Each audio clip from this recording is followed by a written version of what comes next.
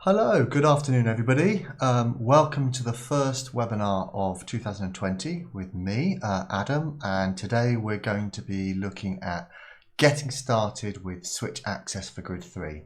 That's the plan. So this webinar is for anyone who perhaps is new to switching, maybe have been using switches at a cause and effect level with children, and are looking of where to go now, progressing on to some scanning and using your software to support communication and the like, or somebody who's looking for options for somebody who perhaps might have an acquired disability using a switch for communication or for computer access. I should also say we're going to try and we will be doing a more advanced webinar later in the spring, I think is the plan, where we can look at more in-depth settings. I'll be very much looking at the basic settings to start with and giving people some resources they can go and look at. So I'm going to bring up an agenda slide now just to give you a reminder of what we're going to try and cover. So let's just bring that up so you won't have to look at me for too much longer. So we'll look at what switch access is if you've never used it before. What does it look like in Grid 3? We'll have a look at a couple of different options for someone who might be using a symbol communication grid set or a text communication grid set. And we will, as we go along, also look at some skill building resources within Grid. We'll do the technical stuff, so being sure that you are familiar with how to connect your switches. It does differ depending on what you're using, but we'll give you some ideas there. And we'll also try and give you some resources, not just resources in Grid 3, but other resources as well, some that are free of charge that you can go and download and use on your computer. Probably the ones that are for those who are ready to get started with using switches for the first time, maybe looking for some skill building resources and things as well. And of course, as usual, we'll finish with any questions. So if you have any questions as we go along, there'll be a chat window. I think Jess is manning that from our support team. We'll be happy to answer any questions. And we'll pull together any questions at the end. I'll try and answer those as well. Okay, so without further ado, let's get on. So what I thought I'd start with is just having a look at what a switch actually looks like. If you've never used one or only ever used one particular type of switch, I pulled together a few slides, a few pictures of different types of switch. You can see there that switches, if you've never used them before, come in all sorts of shapes and sizes, but typically they are usually buttons. They're ways in which you activate something to make something happen on the screen. So you can, for example, see there are some button switches here. This is a very, very light touch switch. We'll talk about some of the things you need to think about in a second when you're choosing the right switch. This is a grasp switch, so something that you might squeeze. This is an interesting switch and has a little loop on the side of it, and it's a string switch.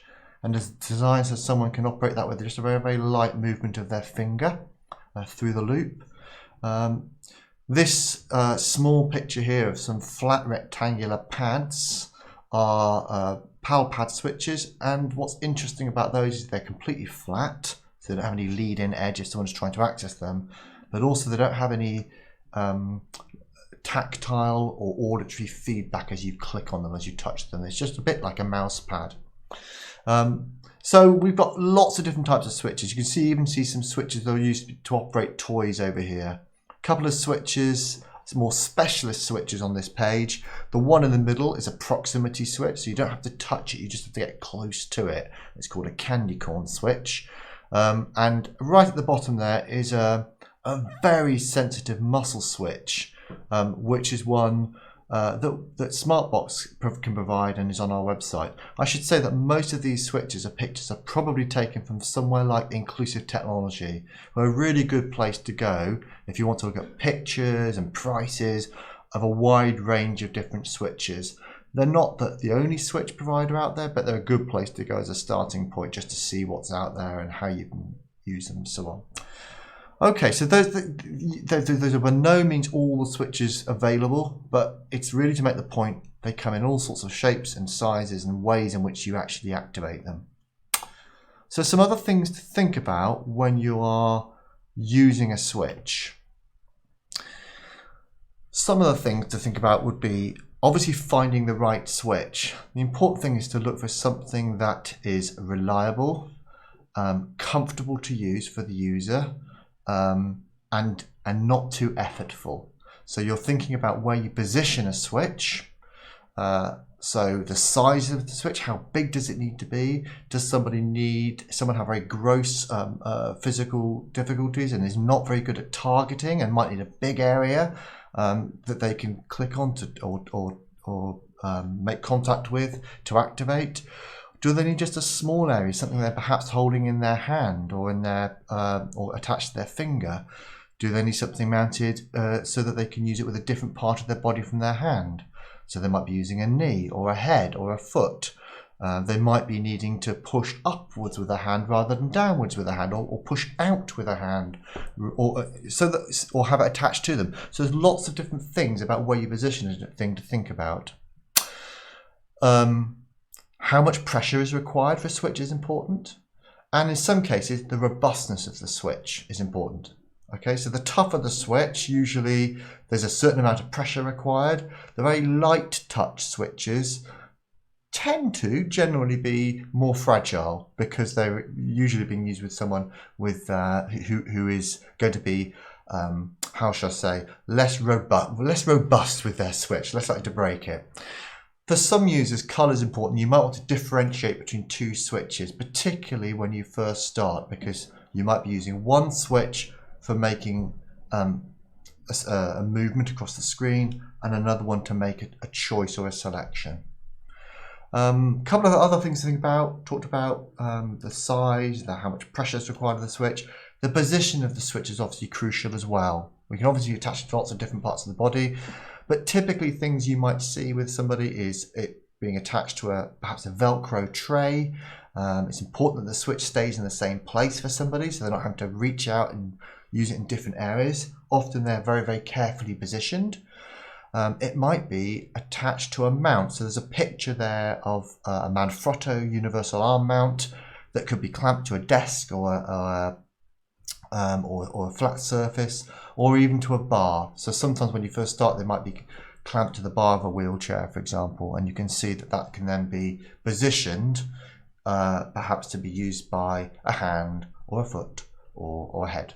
Okay, so those are some other things to be thinking about when you're choosing a switch. There's one last stage before you can actually start using a switch with a computer at least, and that's how are you going to connect your switch. So you have a switch, and I'm just going to quickly show you one live. So I'm just going to bring you back to me for a second. I have a switch here.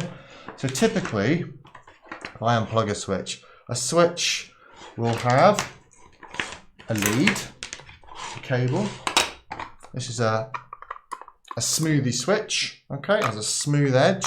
It's got quite a big activation area, and typically with a wired switch, you'll then have what looks like an audio cable on the end, a 3.5mm cable, and that's fairly standard with a wired switch, okay? So I'm today using two of those switches when I do some demonstration in a second. I've got a red one, and I've got a little buddy button as well. It's called a button switch. A buddy button is a make of switch. This one happens to be a buddy button. A jelly bean switch is something that's quite similar. And if you've used switches before, this is the sort of switch you've probably come across. Okay, so I've also got them plugged into something. So I've got these plugged into a switch interface. Okay, so this is usually a box if it's a wired switch. This particular box is called a joy cable, and it's made by Smartbox, but there are others. So I'm going to flick back to my other screen for a second, and I'll give you an idea of what you might be using. So you'll see there that I've got a picture of the switch interface I've just showed you, the joy cable. Nice and easy, it's got a USB-N. So if you're using a computer with a USB port, you can just plug it in. It'll detect it automatically, and then you have two sockets, two ports, into which you can plug one or two switches. So a couple of other things that are available there, some switch interfaces we come across regularly. Quite a popular switch box in schools is a crick box.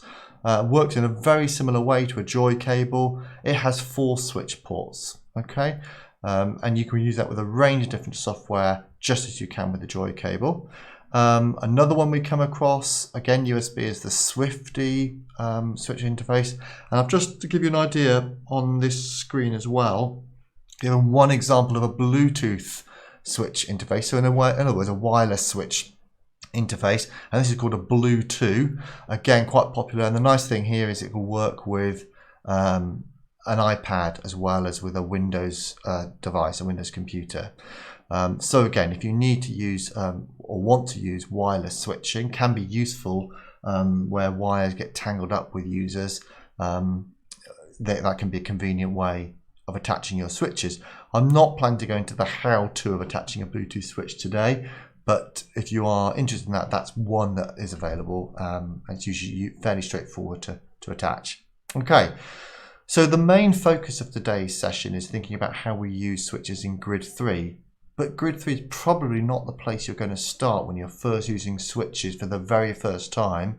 If you're a child who's developing that ability, that understanding of what switch access is and how they're using that to access their computer, you may be using other bits of software. You might be using some cause and effect software, either free or paid for.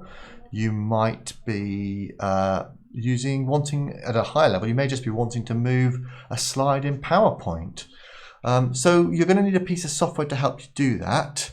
Unfortunately, there are some free things out there, one of which is a piece of software called Switch Driver. So this is Switch Driver. This is the interface screen. I'm not going to bring it up live, but this is available from the Smartbox website. So if you go to Think Smartbox, go into our products and look for Switch Driver, it's free. And it's very simple, but what it will do is allow you to use your switch to be a key press. And when you first start using switch learning software, typically they use a key press to make something happen on the screen. Quite typically it might be space and enter, for example. And you can see there, if you can read the very small writing, that you can set up Switch Driver to say, hey switch, be space and be an enter, and you're then able to do some switch access with whatever piece of software you're using. So this is where you're using something that isn't the grid and you're wanting to use a variety of different software, sometimes mainstream software such as PowerPoint. This would be one way to make your switches work in that way. Okay. I should say, if you ever have any problems, you're downloading this for the first time, you're not quite sure how to use it, whilst there are instructions there on our website, just do give the support team a ring and they'd be happy to talk you through that. But now is the moment where we're going to go into grid and look at what happens when you've got your switches plugged in and you're using the grid.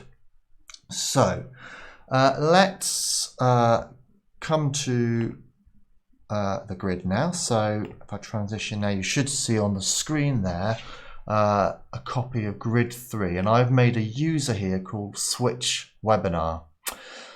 All right, I've got a few grid sets. Each of these little thumbnails is called a grid set installed. If I go into my settings for a moment, I haven't changed anything apart from, and very importantly, telling the grid how I'm accessing it.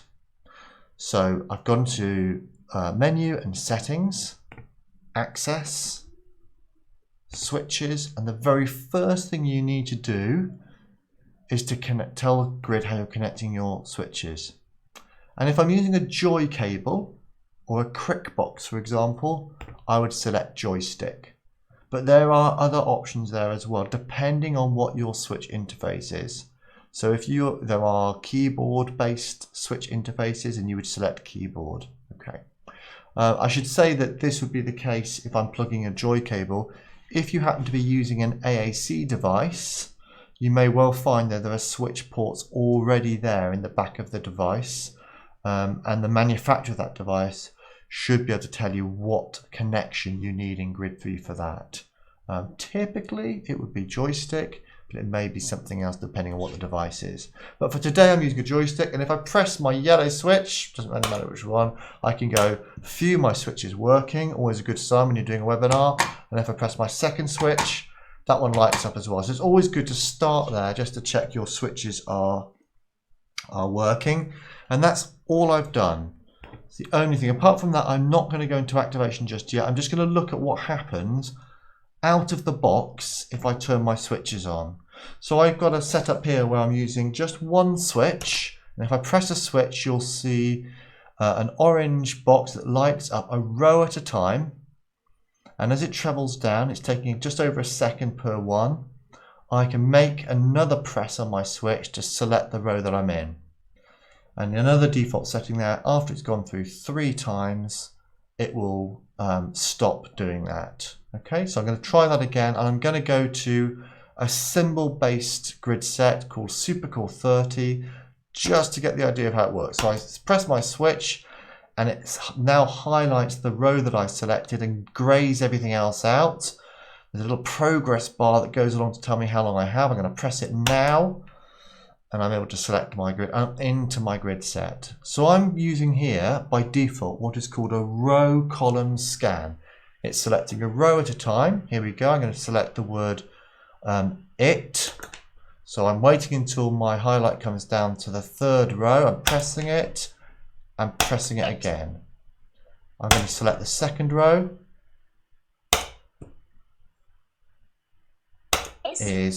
And if I want to select good,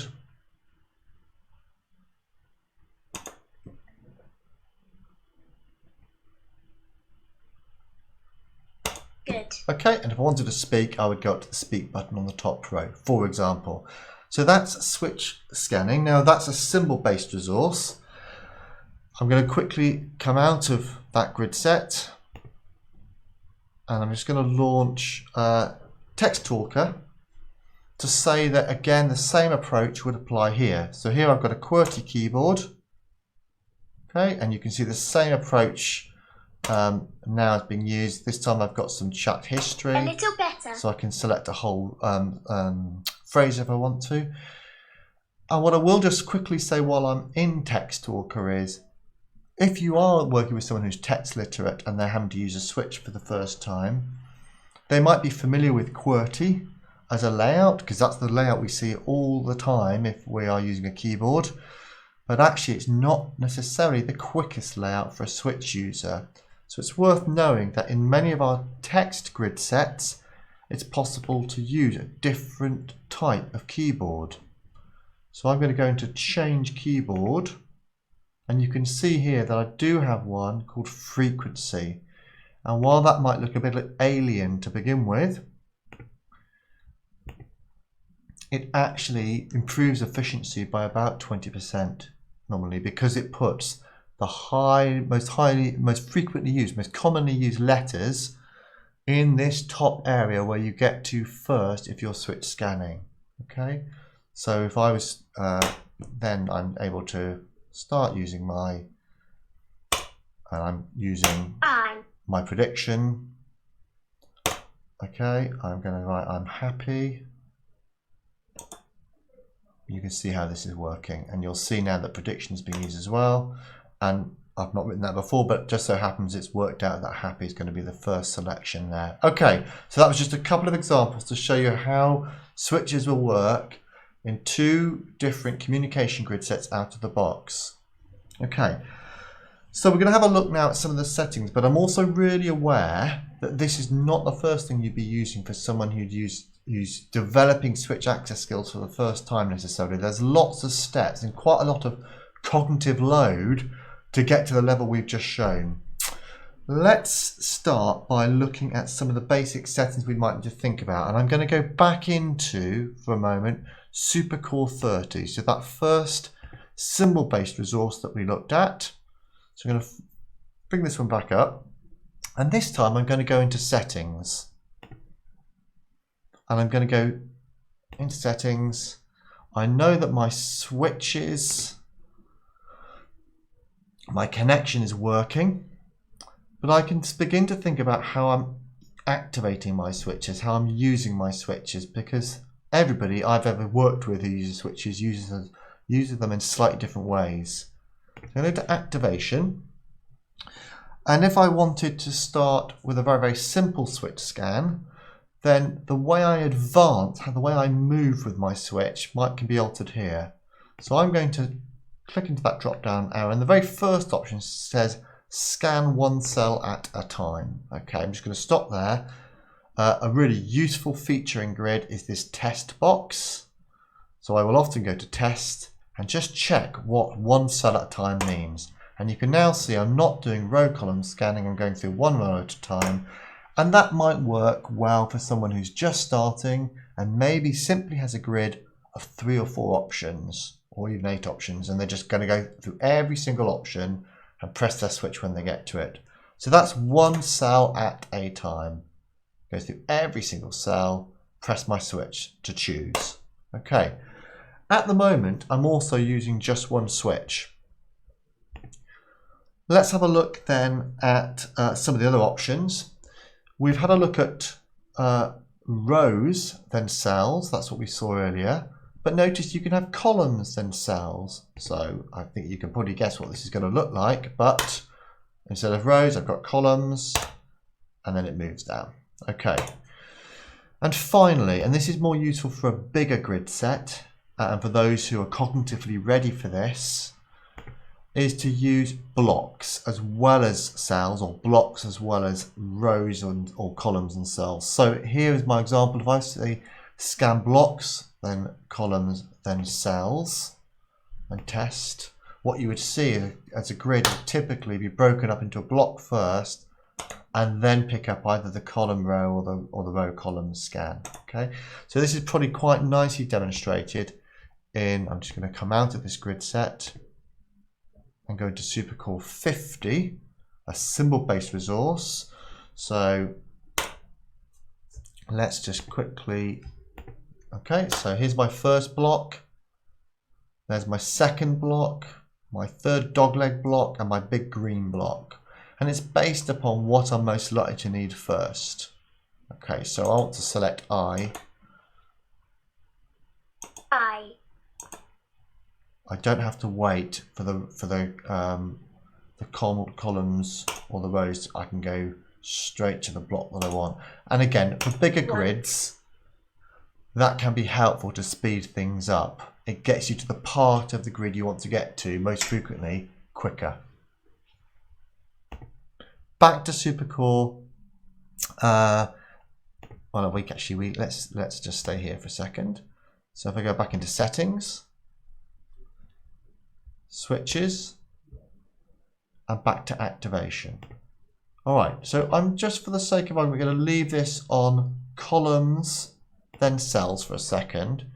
So another typical thing that you might want to change is the timing. How long does someone need to be on every cell for? So the default is 1.5, which might be quite quick for some users when they first start. You may want to just increase the speed, and that will give you the amount of time that you spend highlighting each cell. A useful extra feature here is to pause for an extra half a second for the first item. So that means you're going to get 2.5 seconds in this example. If I go to the test box, okay, if I select the second row, I will get a bit longer for that first item than I will for the next 3. The next 3 will be 2 seconds, but the first item would have been 2.5. And it is because people who use switches often, it's quite hard to make multiple presses quickly, one after the other after the other. Okay, so another thing to think about, particularly when you first start, might be, well, I've got someone who can actually access 2 switches. They've got 2 reliable places to access a switch. So instead of having automatically advance, I'm going to choose either tap to advance or hold to advance. In this case, tap to advance. And you can see that my activate switch, my choosing switch, my choosing switch is called switch 1. But I need to select my advance or my moving switch. So I'm going to make that switch 2. And I'll just check it. Great. So what that means now is that I'm in control of the speed. So I can move at my own pace. So if I'm quick, I can move quickly. Okay, to make my selection. I'm not having to wait for the computer's 2-second scan. Okay, I am having to make more selections, but I can go at my own speed. Okay, so if I was in my grid set now, that would look like this. I can move, and you can see it can move around to... 2. Think. I want to think. And I can, if I'm good with 2 switch positions, that can be really, really fast. I'm not going to demonstrate it, but there was also an option there that said hold to advance, which would mean I might be a 1 switch user, where I hold my switch down to move, and then I release and either press a second switch to select, or just wait and take my hand off the switch for it to be selected. Almost like a timeout type of option. Okay, so there are lots of other options, but that's for the next webinar. What I'm going to do now is I'm going to just come back out of this grid set.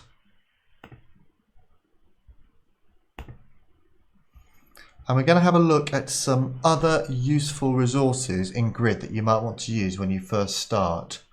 So when I work with young children for the first time at Switch, I'll often bring up a fun resource that you might want to use. So I might use one of the interactive learning resources. I've got a couple here installed. So here's an example of a grid that might work well, just to be a bit of fun. So here's Dilbert the dog. And this is a standard resource in Grid 3. And you can see there that I've got my, my Dilbert the dog. If you've never seen this, it allows me to select actions. Let's try that again. If I want to throw the ball. Okay. I'm going to press stop for a second. However, oh nice. Let's just close that.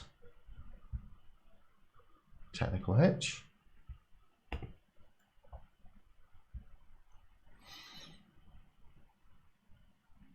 Just to prove that it always happens in a webinar. Let's bring that user back up, which was called Switch Access, Switch Webinar even. And I should be able to just... I'll just look for a thumbs up from my colleague James to say that he can see that. Or do I need to transition James? Good, thank you James, that's great. Okay, back to this. So that was all very well, but it's quite complex for someone to work out where they are on that grid. So what you'll also find is there's often adapted grid to make first introductions to Switch Access a bit easier.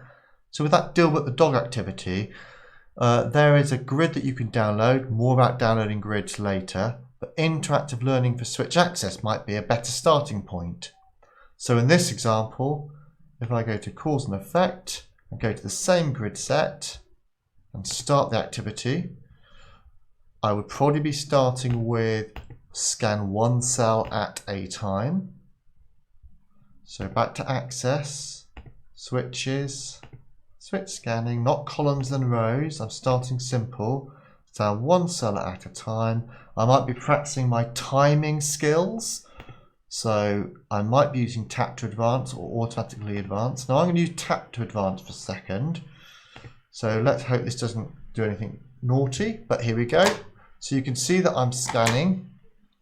So if I want to then select the ball, I could use my second switch to select. But it's easier to visually see what's going on by just moving those activities around into a single row in the switch. So thinking about where you position cells is crucial. It's exactly the same activity as the previous original Dilbert activity I showed you. We've just literally picked the grid, the cells up and moved them into a single line or perhaps into two short lines. And if you want to find out more about how to do that, there's some really great editing webinars that you can visit on our website, and they'll show you how to move grids around, how to resize grids, how to hide grids, etc. Now a useful tip here is I've got two switches in my hand. I've got what I sometimes refer to as a moving switch and a choosing switch.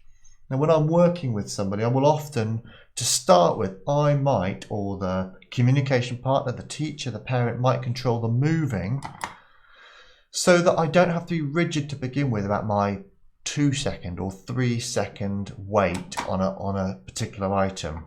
I can watch the user and see when they're clearly going for an item. So it might be the spider, and I can see the beginnings of a movement towards their choosing switch. So I'm going to wait a little bit longer than the two just to give them time to succeed. Okay, so we call that partner assisted scanning. So it's just looking for body language sometimes to say, we'll come to being exact about our timing. In time that will develop, and that might be when we begin to implement an automatic scan for someone who's got one good switch position and not two. But to begin with, even for someone who's only ever going to be able to use one switch, you might start with two switches where you control the moving switch. Okay, I hope that makes sense. Another thing that can be useful to do at this point, particularly when you're first starting, or if you have a visual impairment, is to add some auditory feedback. So I'm just going to go back into the settings screen. And I'm going to go into access and switches and activation. If I scroll down a little bit, there's an option that says no sound when highlighted. There's also an option that says speak the description of the cell when highlighting. Okay, now that will speak using whichever voice you've selected in the speech options. So at the moment you've been hearing Rosie, the young child's voice in Grid, when it's selecting words, but the audio feedback, the description voice, can be set here too. And I've just, for the sake of being able to hear it, I've chosen a different voice for that. It's often quite useful to choose a different voice or a different volume for auditory feedback. So let's just look at how that works. So if I now start scanning, sausages, I've not selected it, it's just given me a prompt. spider, ball, bone, hairdryer. Ah, I've heard my hairdryer. I've not perhaps even been looking at the screen.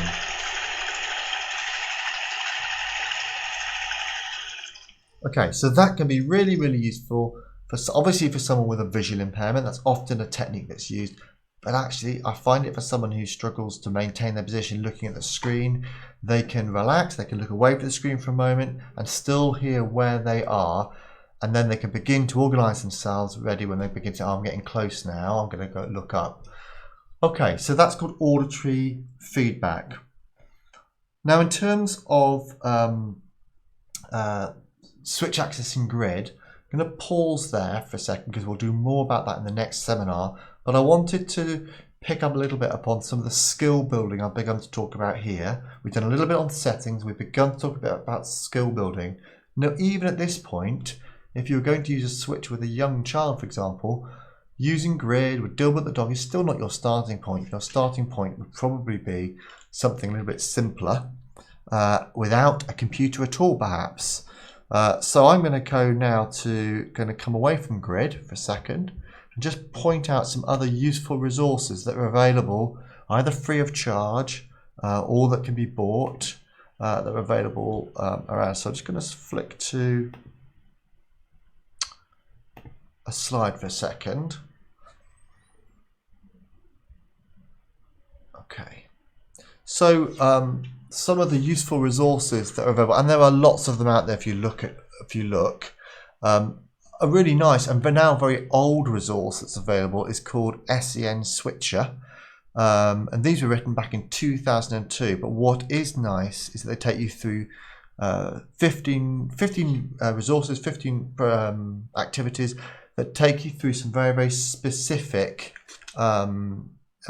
targeted areas of skill development, from experiential to cause and effect through to some simple scanning. So if I was just to bring up my browser,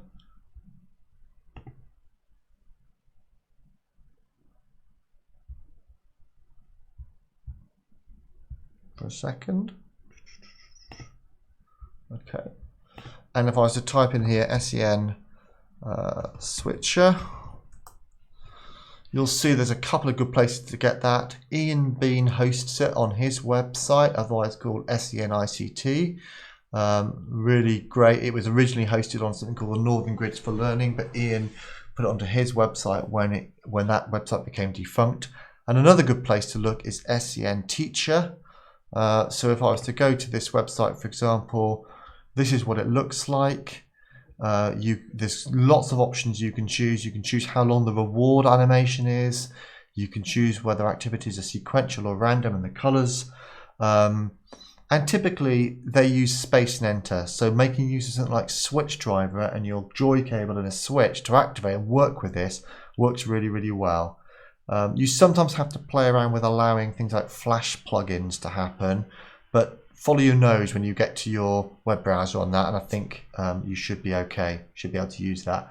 It's free, and what's also nice is it comes with what was originally a teacher's guide to how to use it, and it was linked to the original P levels to help you guide through sort of 18 pages of teacher notes.